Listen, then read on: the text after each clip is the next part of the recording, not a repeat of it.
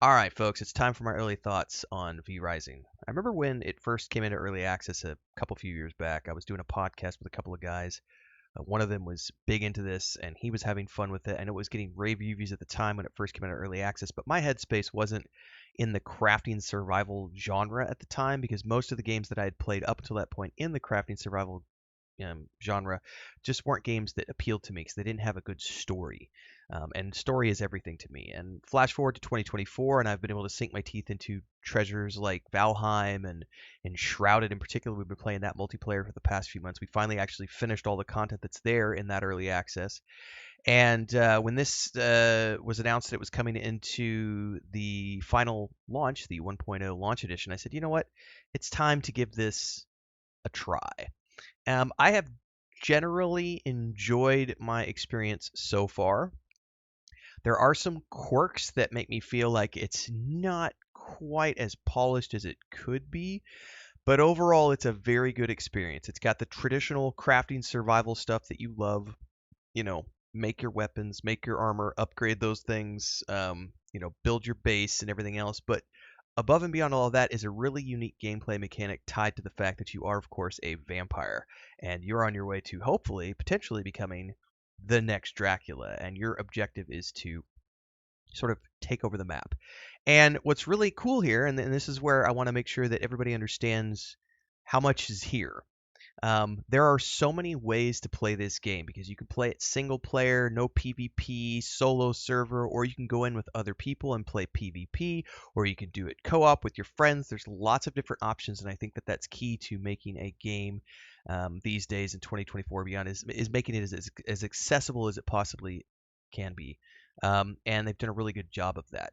The gameplay is smooth. The graphics are not bleeding edge, so you don't have to worry too much about whether or not you have a completely modern rig or not.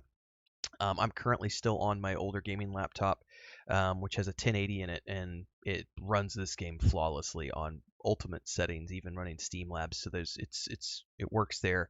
There's lots of cosmetic options. The fact that you're a vampire is I think it's really cool because it lends to sort of breaking away from the traditional crafting survival genre because of the fact that you get access to cool abilities that are related to you being a vampire while also having strengths and weaknesses. So like I love the sun mechanic when you're running around, and if you stay in the sun too long you start to take damage and you burn. And the fact that the sun changes, it revolves, so you constantly have to be looking at it. Standing in one spot for too long is bad for you because the shade is going to turn around. And there's some fun things you can do with, like, when you're harvesting nodes in the daytime, like you can go stand behind the pillars of like granite or trees and things, and you can harvest on the shade side so that you're not taking damage from the sun. But as soon as you kill the node, you'll start taking damage. So you need to pay attention to that as you're going. So it's been a generally good experience. I think this is a game, at least for me personally, and I've made this very clear in a lot of the other crafting survival games that I've reviewed here on the channel this year. I definitely prefer to play crafting survival games with other people as opposed to in a bubble. But for the purposes of what I'm doing here, I'm exploring this sort of as a single player RPG with some crafting survival elements to it. And it's a little light on the story. It's mostly just sort of like, here's the overall theme that you are a vampire who's coming out of, I think in the intro they talk about you've been choking on dust for centuries, constantly thirsting, and now you're out of your coffin, and it's time to go forth and dominate that map and take out all the bosses and everything else. So it's a little story light for my tastes, but it is a generally fun experience so far. Now, I am notorious on my channel for loving to play on the controller, so I am very, very happy with the fact that the controller to mouse and keyboard transition in this game is flawless. It's seamless, so it's just as soon as you start pushing a button or something on the controller, boom, you're in the controller mode, and then as soon as you push a button or click the mouse or something, you're back in mouse and keyboard mode. And when I play like this, I did the same thing with like Enshrouded. I very much appreciate being able to play action combat and games with the controller, and so my general gameplay, which is running around, fighting mobs, exploring the map, harvesting, things of that nature, I do all that with the controller. But then when it comes to base building, placing your structures so that you can fine tune the placement of your walls and your coffin and all these other things, that I do with the mouse and keyboard, so I like the fact that it's a seamless transition. One of the areas where I will say that there is a slight, what I would consider to be a weakness in the game, and this is where I kind of talked about how, it felt like there was a little bit of polish that's still needed. Quick commercial break, everyone, to celebrate and give thanks to all of these amazing people who keep me on the air full time. Really appreciate the support. All you got to do is join as a member. You get access to private videos. You can also do super thanks on any upload or super chats and stickers on any live stream or premiere you see.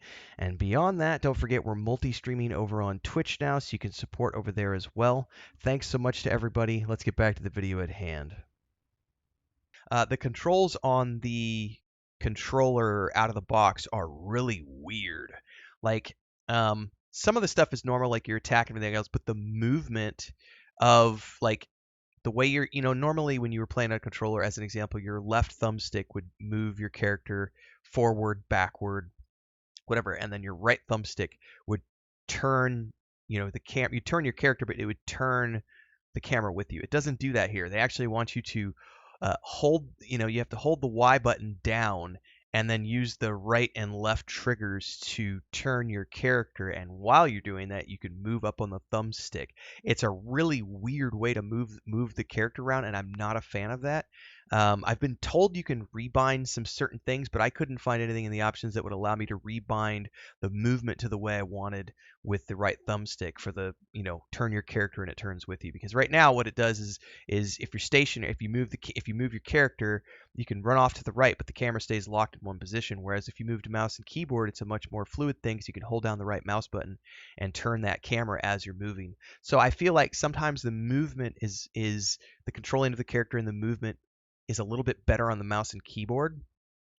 I still haven't quite gotten the hang of like holding down the Y button and then needing to pull triggers to you're turning the whole thing while pushing forward on the thumbstick.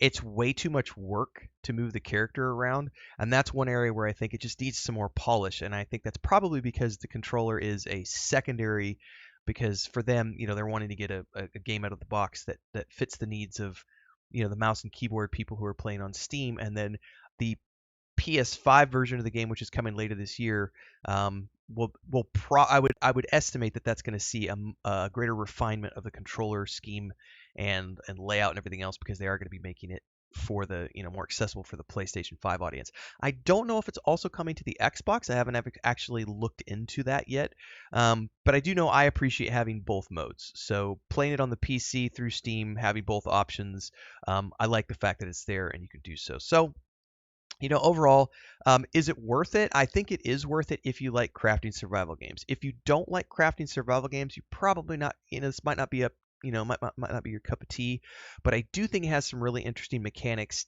Even ignoring the crafting survival part of it, the sunlight and daylight, moonlight, you know, and the vampiric abilities you get and the abilities you can get from killing other boss mobs, that part of it lends itself to a traditional sort of RPG component where you're leveling up your character and taking the abilities that you want and getting better at them. So I think it's fun from just an RPG perspective too, if you want to play as a vampire and go from there. Anyway, those are my early thoughts on V Rising. If you want to catch me playing the game, don't forget daily streams happen here and on Twitch.